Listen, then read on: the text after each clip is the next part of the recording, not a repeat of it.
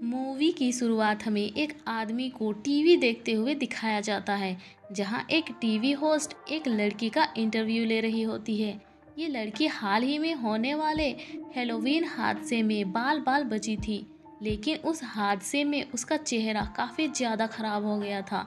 यहाँ TV host कहती है कि अब तक 1 साल हो गया है और उन मर्डर्स के कातिल का अभी तक कुछ पता नहीं चला है। तभी हम देखते हैं कि जो आदमी ये टीवी देख रहा था वो लात मारकर टीवी को फोड़ देता है और क्लाउन की तरह तैयार होने लगता है। इससे हम समझ जाते हैं कि ये वही कातिल क्लाउन है।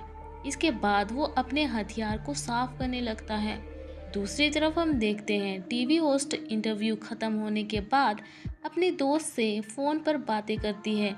वो बता रही थी कि जो लड़की आज आई थी वो बहुत ही बदसूरत थी। इसी बीच उसे किसी का होने का एहसास होता है कि ज़रूर कोई अंदर है, और वो जैसे ही अलमारी चेक करती है तभी अंदर से वही लड़की निकलती है जिसका फेस ख़राब था। वो लड़की होस्ट पर अटैक कर देती है और उसकी दोनों आँखों में अंगुली घुसाकर उसकी आँखें फोड़ देती है। उसकी हुलिया बिगाड़कर उसे जान से मार डालती है। अब सीन यहाँ से शिफ्ट होता है और अब हम दो लड़कियों को देखते हैं जो एक दूसरे की काफ़ी अच्छी दोस्त है। इनमें से एक लड़की का नाम टेरा होता है और दूसरी का नाम डैन होता है। दोनों पार्टी से वापस लौट रही होती है और वो पार्टी थी हेलोवीन पार्टी। तो जाहिर है आज रात है हेलोवीन की रात। इस पार्टी में वे अलग अलग तरह के कपड़े और मास्क लगा के घूमते फिरते हैं। खैर, जब ये दोनों बात कर रही होती है इसी बीच रास्ते में उन्हें एक क्लाउन दिखता है जो उन्हें घूर कर देख रहा था। वो उन्हें देखकर स्माइल भी करता है, लेकिन टैरा को काफ़ी अजीब लगता है और अब जैसे ही वो दोबारा मुड़कर देखती है तो वो गायब हो जाता है। फिर दोनों वहाँ से निकलकर एक पिज़्ज़ा की दुकान पर आती है और कुछ टाइम बाद वो क्लाउन भी वहाँ आ जाता है और उनकी सामने वाली टेबल पर आके बैठ जाता है। वो लगातार उन दोनों को देखे जा रहा था। तायरा को ये सब पसंद नहीं आता और वो डैन से घर चलने के लिए कहती है, लेकिन डैन उनकी बात नहीं सुनती और वो क्लाउन के पास जाकर बैठ जाती है। वो नशे की हालत में थी। उसके साथ सेल्फी भी लेती है क्योंकि उसे लग रहा था कि ये आदमी बस कॉस्ट्यूम पहने घूम रहा है। फिर वो क्लाउन एक मशीन से अंगूठी निकालकर उसे टैरा को पहना देता है। ये देखकर वो दोनों लड़कियां उसे थैंक्स कहती है। अब वो क्लाउन उन्हें वहीं छोड़कर किचन की तरफ जाने लगता है, लेकिन वहाँ का वेटर उसकी किचन में आ जाने से चिढ़ जाता है, जिस वजह से वो क्लाउन को धक्के मारकर निकाल देता है। साथ ही हम देखते हैं वो खुशी खुशी चला जाता है। कुछ देर बाद वो दोनों अपने घर जाने लगते हैं, मगर देखते हैं कि गाड़ी का टायर तो पंचर है। तभी टेरा अपनी बहन विक्टोरिया के पास फ़ोन करती है। यहाँ पर विक्टोरिया को काफ़ी काम होता है, जिस वजह से वो मना करने लगती है। पर तभी विक्टोरिया की एक रूममेट अपने बॉयफ्रेंड को लेकर आ जाती है, जिसके बाद विक्टोरिया टेरा के हेल्प के लिए मान जाती है। इधर दोनों कार में बैठकर विक्टोरिया का वेट करने लगते हैं। टेरा को लगता था कि टायर पंचर उसी क्लाउन ने किया होगा, लेकिन डैन को यकीन नहीं होता। दूसरी तरफ हम एक दूसरे वेटर को देखते हैं जो कि इंसानी खून को साफ कर रहा था, लेकिन उसे पता नहीं था। उसे लग रहा था कि ये बस खाने पीने की सामान है। अब जैसे ही वो दूसरे साथी को चेक करने बाहर जाता है तभी उसे एक जगह पर उसकी कटी हुई सर दिखाई देती है जो कि हेलोवीन लैब की तरह जल रही थी। ये देखकर वो बुरी तरह डर जाता है और तभी यहाँ पर वो क्लाउन आता है और उसकी तरफ बढ़ने लगता है। वो पुलिस को फ़ोन करने की कोशिश करता है पर क्लाउन उसे बहुत बुरी तरह मार देता है।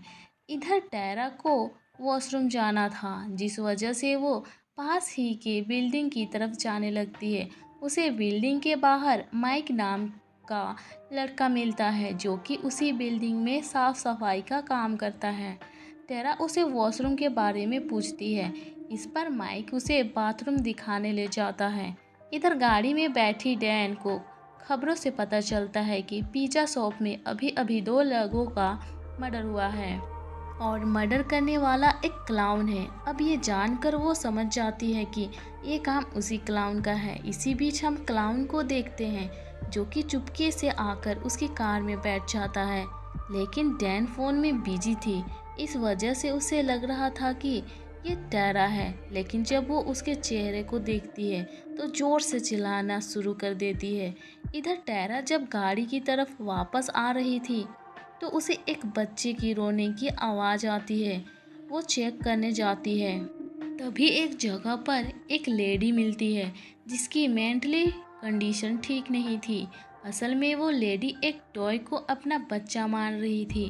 अब टेरा उसे वहीं छोड़कर जाने लगती है। जैसे ही वो गेट तक पहुंचती है तभी उसके सामने वो क्लाउन आ जाता है, जिसे देखकर वो डर जाती है और उसे बचकर भागने लगती है।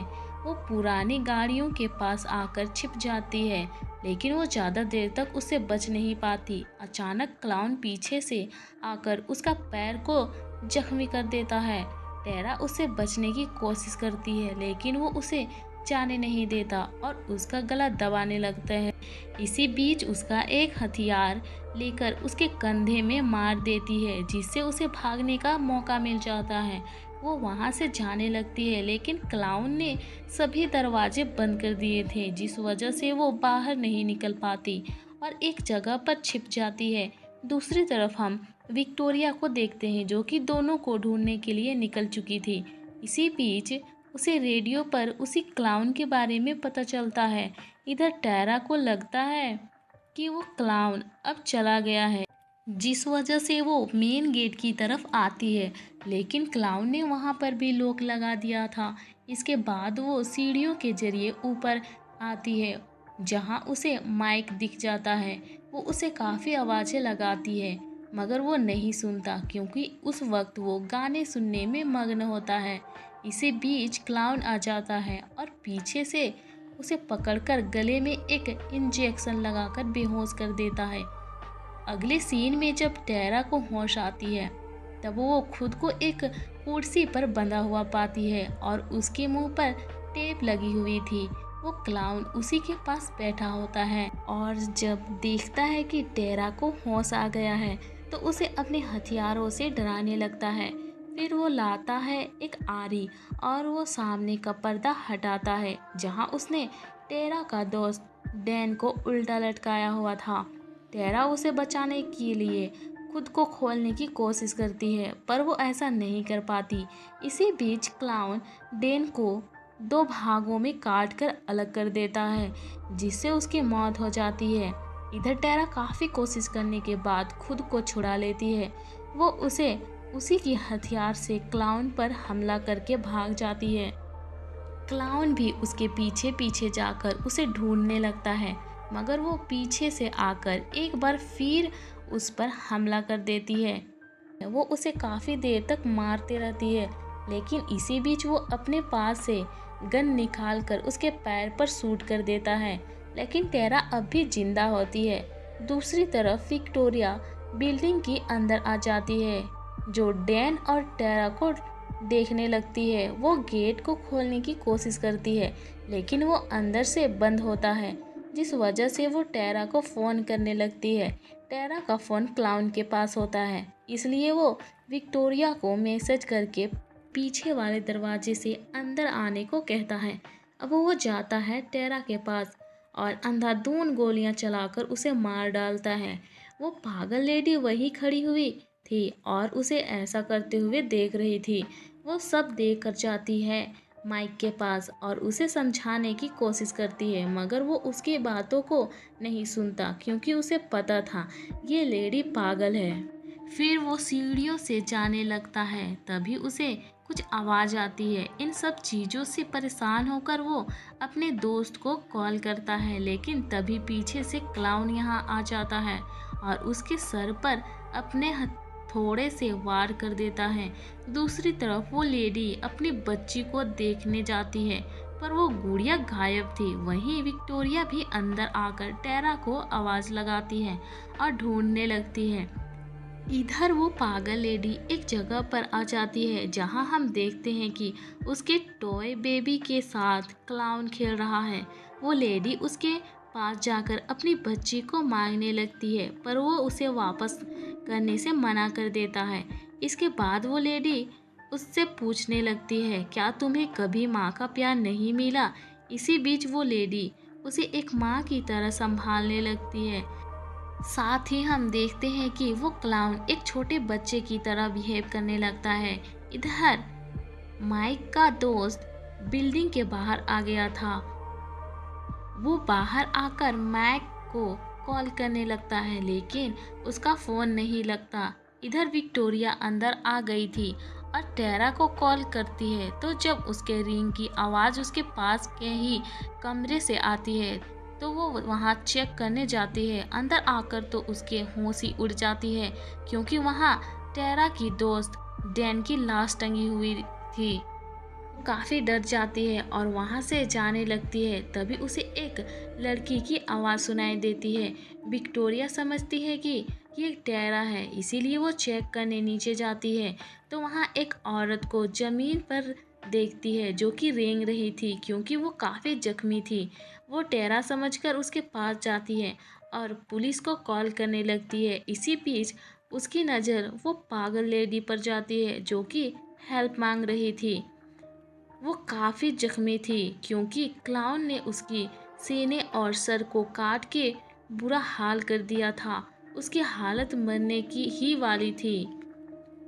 क्लाउन ने उसके सीने और सर को काट के बुरा हाल कर दिया था। उसकी हालत मरने ही वाली थी। तभी हम देखते हैं जिस लड़की का वो मदद कर रही थी, वो असल में क्लाउन है, जिसने उस पागल लेडी का बाल और उसकी स्किन उखाड़कर अपने ऊपर लगा रखी थी। अब क्लाउन उसे पकड़ने की कोशिश करता है, पर विक्टोरिया जैसे तैसे अपना जान बचाकर एक अलमारी पर छुप जाती है। लेकिन वहाँ पर वो क्लाउन आ जाता है और उसे पता चल जाता है कि अलमारी में छुपी हुई है। इसके बाद वो तेजी से अलमारी को हिलाने लगता है। इसी बीच वो विक्टोरिया को कुछ करता उसे हॉर्न की आवाज़ सुनाई देती है, जो कि माइक का दोस्त बजा रहा था, जिससे वो बाहर देखने चला जाता है। दूसरी तरफ माइक का दोस्त गेट बंद होने की वजह से वो पीछे के रास्ते से अंदर आ जाता है और माइक को देखने लगता है, लेकिन तभी उसे खून के निशान मिलते हैं, जिसे देखकर वो घबरा जाता है। उसे वहाँ वो टॉय बच्ची भी मिलता है, लेकिन तभी क्लाउन पीछे से आकर उसके सर में चाकू घुसाकर पूरा बुरी तरह से मार देता है। फिर वो उसका सर काटकर धड़ से अलग कर देता है। इधर विक्टोरिया अलमारी से निकलकर बाहर जाने लगती है। तभी उसे अपने आगे क्लाउन दिखता है, जो कि बच्चों वाली हरकतें कर रहा था। विक्टोरिया उसे बचते हुए किसी तरह दूसरी कमरे में आकर छिप जाती है, मगर पीछे से क्लाउन आकर उस पर हमला कर देता है और एक पॉलीथीन से उसको मारने की कोशिश करता है, मगर वो बच जाती है और एक नुकीले चीज उठाकर क्लाउन के पैर में मारती है और यहाँ से भाग जाती है। अब आगे जाते हुए उसे अपनी बहन टेरा का लाश मिलती है, जिसे देखकर वो काफ़ी दुखी होती है और रोने लगती है। अचानक फिर से वो क्लाउन आ जाता है और एक ब्लेड लगी जंजीर से उस पर अटैक करने लगता है, मगर तभी पीछे से माइक आकर क्लाउन को मारकर बेहोश कर देता है और विक्टोरिया को एक कमरे में ले जाता है और पुलिस को कॉल कर बुलाता है। इसके बाद जब वो दोनों गेट की ओर जाने लगते हैं, तभी यहाँ क्लाउन फिर से आके माइक पर हमला कर देता है। वो पहले सिलेंडर से मारता है और बाद में अपना पैर से उसका चेहरा ही कुचल देता है। अब घबराहट की हालत में विक्टोरिया एक स्टिक से ताला तोड़ने की कोशिश करती है। ताला टूट तो जाता है, मगर इसका कोई फ़ायदा नहीं था, क्योंकि क्लाउन उसके काफ़ी करीब आ गया था और फ़ौरन ही उसे पकड़ लेता। मगर तभी विक्टोरिया उसकी आंख में एक कील घुसाकर वहां से भाग जाती है। वो भागकर एक गैरेज में आती है, मगर क्लाउन उधर भी पहुंच जाता है, लेकिन यहाँ ताला लगा हुआ था, इसीलिए वो अंदर नहीं आ पा रहा था। अब इतनी ही देर में पुलिस यहाँ पहुंच चुकी थी, पर तभी वो क्लाउन वहां से गायब हो जाता है। विक्टोरिया दरवाजे पर जाकर देखती है तब वो क्लाउन कार को ड्राइव करता हुआ उसकी तरफ आ रहा होता है। यह देखकर विक्टोरिया बचने की कोशिश करती है, लेकिन वो कार आकर उसे हिट कर देती है, जिससे वो वहीं बेहोश हो जाती है। जब तक पुलिस यहाँ आती है, तब क्लाउन विक्टोरिया का चेहरा नोच-नोच कर खा रहा था। पुलिस उसे सरेंडर करने को कहता है, लेकिन तभी इसी बीच वो क्लाउन अपने पास से एक गन निकालकर अपने आप को शूट कर देता है। अगले सीन में हम देखते हैं सभी का लाश को हॉस्पिटल ले जाया जाता है, और जब डॉक्टर क्लाउन्स का लाश को देखता है उसे काफ़ी अजीब लग रहा था, क्योंकि मरने के बाद भी वो मुस्कुरा रहा था। तभी यहाँ बिजली खराब होने लगती है और क्लाउन उठ जाता है और डॉक्टर के गले को दबाकर उसे मार देता है। अब आगे हमें 1 साल के बाद का सीन दिखाया जाता है, जहां हम विक्टोरिया को देखते हैं, जिसे अभी अभी हॉस्पिटल से डिस्चार्ज मिला है। इसी बीच हम उसके फेस को देखते हैं और हमें पता चलता है कि ये वही खराब चेहरा वाली लड़की है जिसे हमने कहानी के शुरुआत में देखा है। और इसी के साथ ये कहानी यहाँ ख़त्म हो जाती है।